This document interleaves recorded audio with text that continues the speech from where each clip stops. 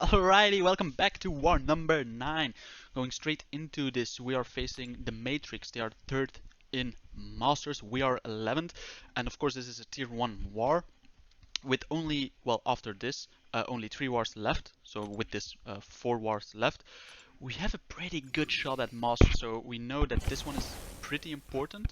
Because after having 2 wins in tier 1, if this would also be a win in tier 1, we probably secured that we have at least 2 tier 1 wars still, maybe even 3. I can't do the maths, but yeah, either way, so this is very important. We know that we have to be on point, right? Because normally they are on the level as like Agent Graphite.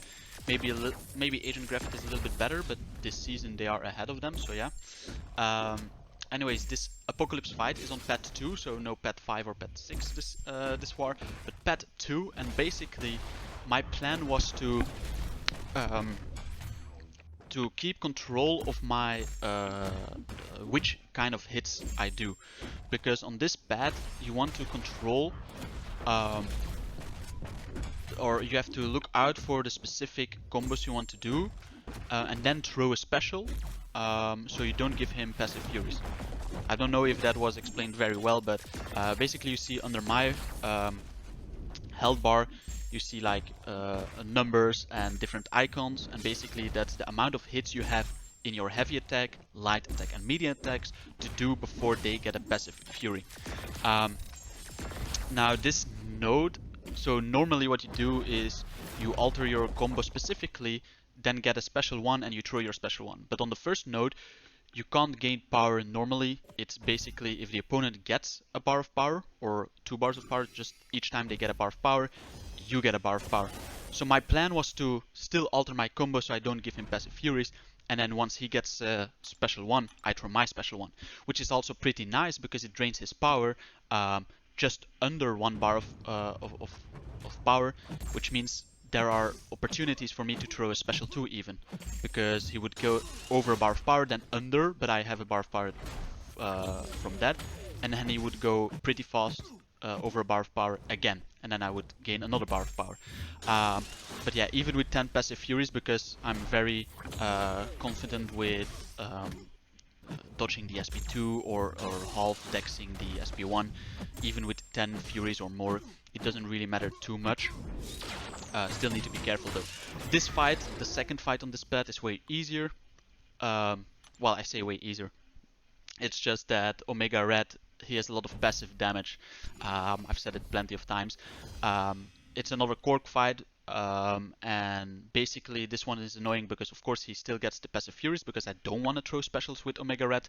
But again, it doesn't matter. I can fully dex the special one. I just take some chip damage. That's it. Here I was just making sure I was on the left side, and I was assigned to Professor X. And then I was trying to tap it and to go to the left, but it wasn't working.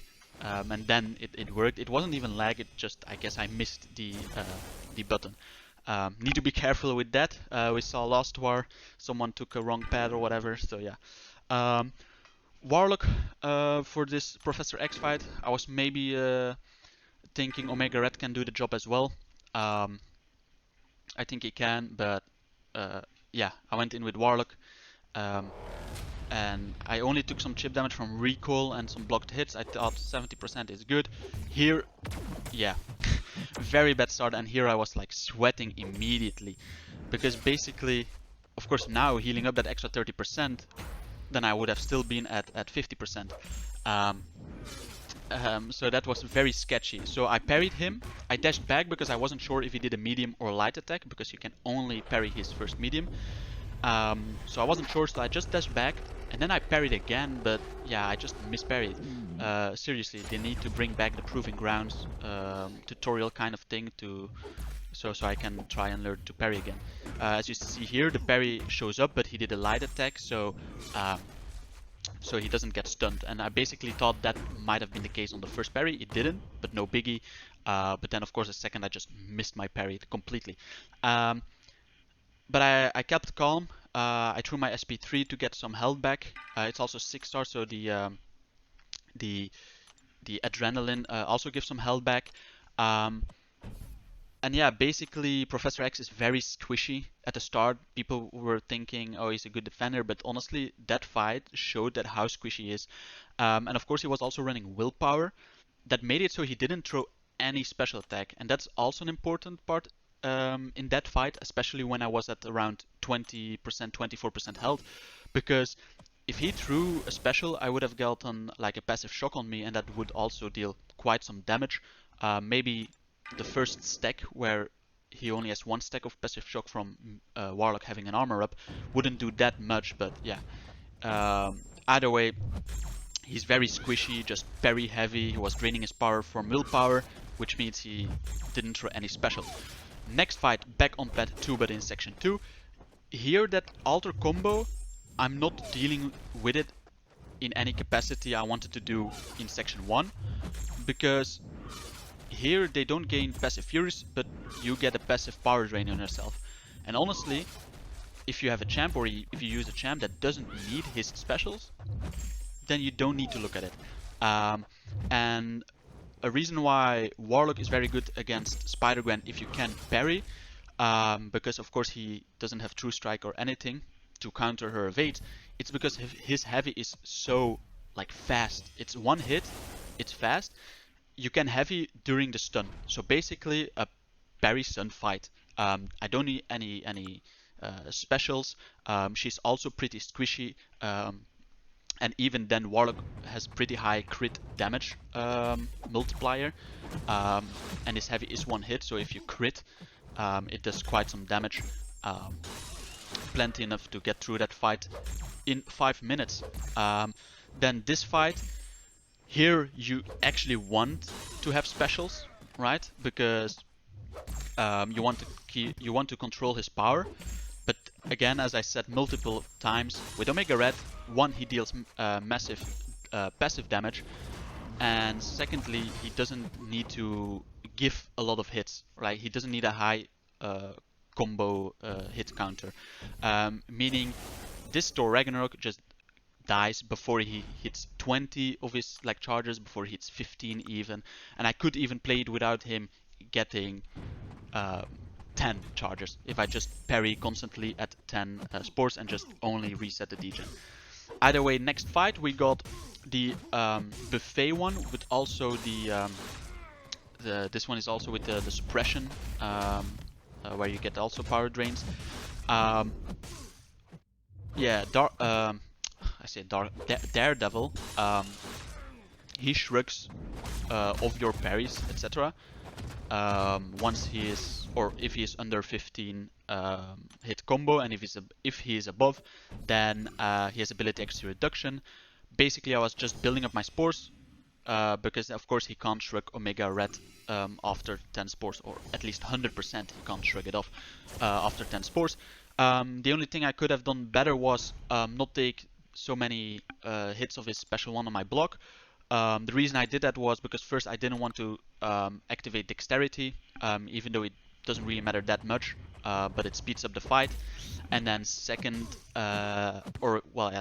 it's when you get that special one on the block, you can't actually get out.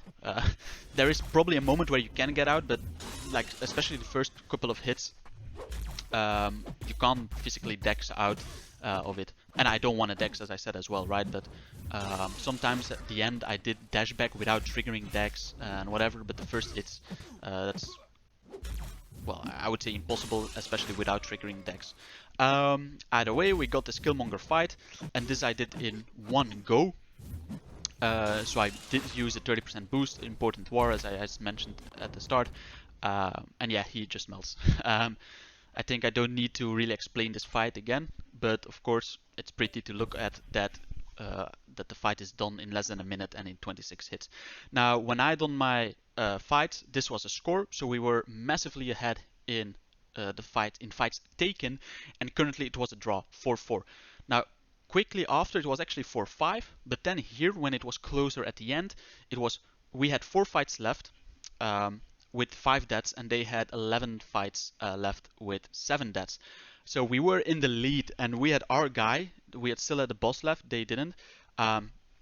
So our guy had 4 fights left, which one of the wars was the boss, And yeah, we were watching that because we knew that they weren't gonna die against champs without global. Even though, well, one did earlier on actually. But yeah, those fights we didn't think they would die, and they didn't, as you can see here. And we did, or that guy with the 4 fights left did once, but it was enough. He didn't die twice. He didn't die 3 times.